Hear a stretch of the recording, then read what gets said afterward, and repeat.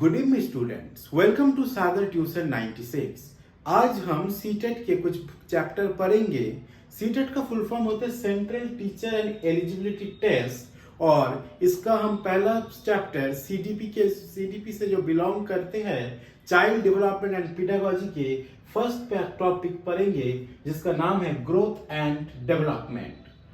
Class 1 है आज, तो ग्रोथ एंड डेवलपमेंट के बारे में पढ़ने से पहले हमें जानना पड़ेगा कि चाइल्ड डेवलपमेंट एंड पेडागोजी होता क्या है।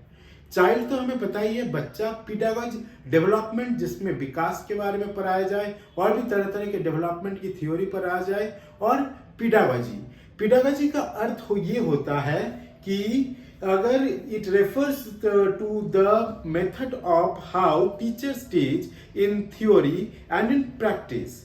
Pedagogy is formed by educators teaching beliefs and concern the interplay between culture and different ways to learn। अर्थात एक टीचर किस तरीके से एक बच्चे को सिखाता है, इसी के और दोनों में किस तरीके से समझ बढ़े, इसी चीज को हम पेडागोजी कह सकते हैं। अब हम पढ़ेंगे ग्रोथ एंड डेवलपमेंट में क्या डिफरेंस है।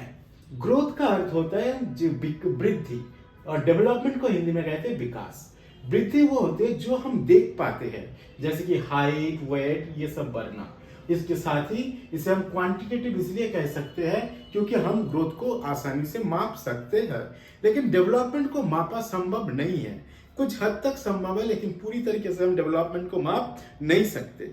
डेवलपमेंट जीवन जब तक रहता है तब तक चलता है, ये ओम टू टॉम तक चलता रहता है, अर्थात गर्भ से लेके कब्र तक। अब हम पढ़ेंगे क्या ओवरऑल डेवलपमेंट, होलिस्टिक डेवलपमेंट, चहुमुखी विकास, सर्वांगीण विकास, इसके बारे में भी हम डिटेल्स में पढ़ेंगे किसी और क्लास में। और हम यहाँ पे ग्रोथ एक समय के बाद रुक जाती है जबकि डेवलपमेंट जीवन भर चलता रहता है, जो हम पहले ही पढ़ चुके हैं। आज के लिए इतना ही, थैंक यू।